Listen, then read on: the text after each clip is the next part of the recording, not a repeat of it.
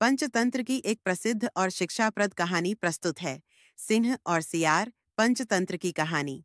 कथा का नाम मूर्ख मित्र की संगति। एक समय की बात है, एक घने जंगल में एक ताकतवर सिंह रहता था। उसका नाम था विक्रम सिंह। वह रोज शिकार करता और पेट भरने के बाद बचा हुआ मांस वहीं छोड़ देता। उसी जंगल में धोरतक नाम का एक चालाक सियार रहता था। उसने सोचा, क्यों न इस सिंह से मित्रता कर ली जाए। रोज शिकार मिलेगा और मेहनत भी नहीं करनी पड़ेगी। धोरतक सियार ने चालाकी से सिंह से दोस्ती कर ली। सिंह ने कहा, तू मेरा मित्र है, पर याद रख, जो मैं खाऊं वो तेरा नहीं, लेकिन जो बचेगा वो तेरा। सियार तो इसी बात पर खुश हो गया। दिन बीतते गए और दोनों में अच्छी मित्रता हो गई।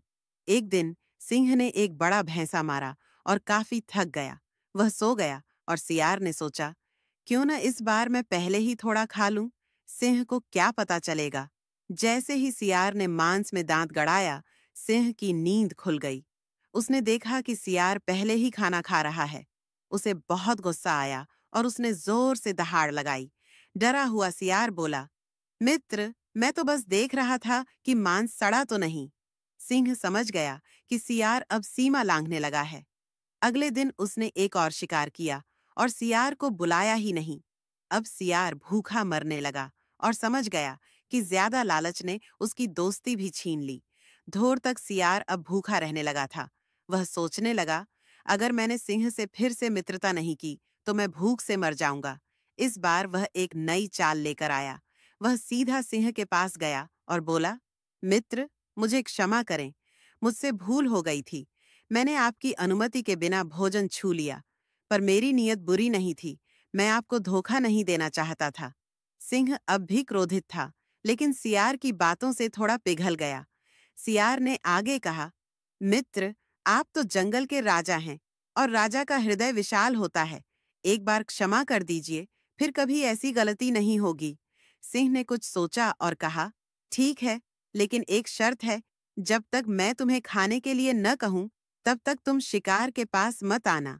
अगर दोबारा गलती हुई तो मैं तुम्हें नहीं छोड़ूंगा। सियार ने हामी भर दी और फिर से दोनों की मित्रता हो गई। लेकिन धोरतक सियार की आदत नहीं गई। कुछ ही दिन बाद जब सिंह दूर गया था, तब सियार ने सोचा, सिंह रोज बचे हुए मांस के टुकड़े देता है, पर असली हिस्सा तो वो खुद ही खा जाता है। अगर मैं खुद ही शिकार करना सीख लूं तो किसी पर निर्भर नहीं रहूंगा।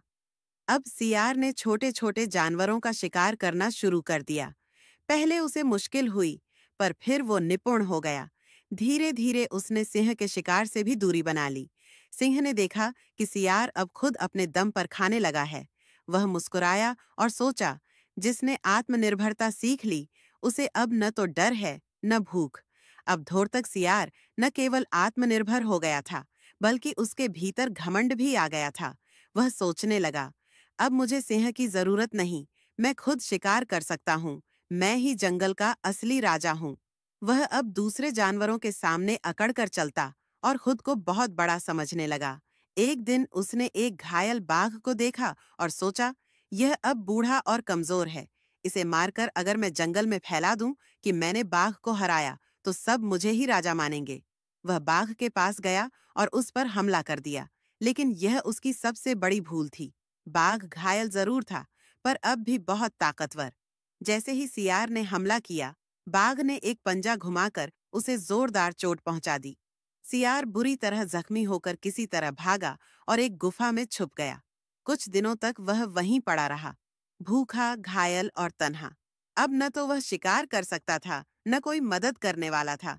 उसे अपनी गलती का एहसास हुआ। वह सोचने लगा, मैंने घमंड में आकर अपनी सीमाएं भूल दी। जिस सिंह ने मुझे सिखाया, उसी को मैंने तुच्छ समझा, और अब देखो क्या हाल हुआ है। कई दिन बाद सिंह वहां से गुजरा और घायल सियार को देखा। वह समझ गया कि सियार को अब सबक मिल गया है। सिंह ने सियार को उठाया, उसकी देखभाल की और कहा, जो अपने से बड़ा समझदार को नीचा दिखाने की कोशिश करता है, उसका अंत दुखद होता है। अंत सियार पूरी तरह ठीक हुआ, पर अब वह पहले जैसा चालाक और घमंडी नहीं था। वह नम्रता और समझदारी से जीने लगा और बाकी जीवन में कभी भी घमंड नहीं किया। जो घमंड करता है वह खुद अपने पतन का कारण बनता है। सीख वही है जो गलती से सीख ले और नम्रता को अपनाए। अगर आपको एक कहानी पसंद आई हो तो चैनल को लाइक, सब्सक्राइब बहुत शेयर करें। जय माता दी।